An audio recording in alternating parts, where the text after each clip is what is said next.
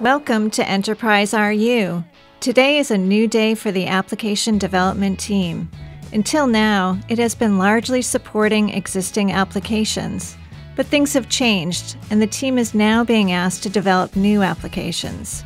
The CIO has hired Lara as the Scrum Master to help the team learn agile development and follow a Scrum process to develop the product.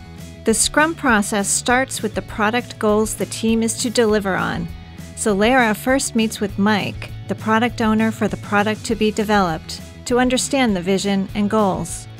Mike has spent the last few months speaking to customers, and they are looking for a way to send us feedback from the factory floor.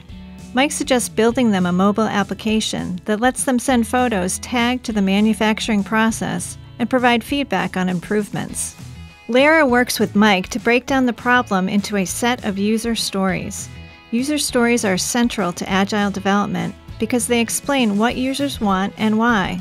This keeps users out of specific technology decisions and ensures that the developers don't blindly follow specs that don't really describe the goals. Each user story should describe what specific problem you are solving, why it's important to the user and the overall product, and any implementation constraints. The product owner documents each user story, places them in a queue called a backlog, and prioritizes them. When the developers meet in the kickoff Scrum meeting for a product, they can commit to how many user stories they believe they can get done in a sprint. For this organization, a sprint is 2 weeks long. In the Scrum, the team has the final say on how much work can be done in a sprint. Each developer commits to his or her part of the sprint.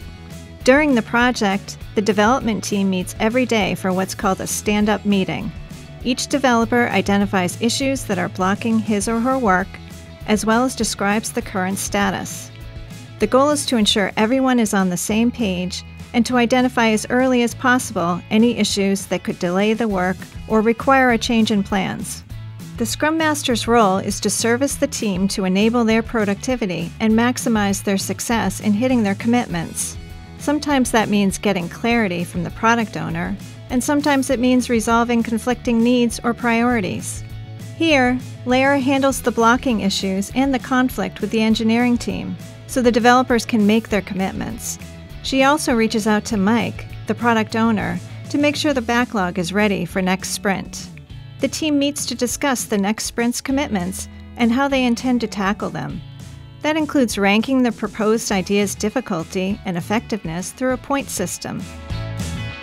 At the end of the sprint, teams hold a demo for the product owner and any stakeholders showing the completed work. The Scrum Master captures feedback from stakeholders that might make it into the future backlog. The team also reviews the sprint as it ends to identify what worked and what needs to be improved in the next sprint. The Scrum Master gets feedback from everyone, so everyone has a voice on improving the process.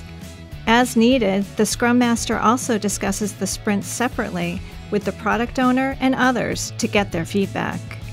With the team succeeding from sprint to sprint thanks to Lara's help, she can begin working on more strategic practices.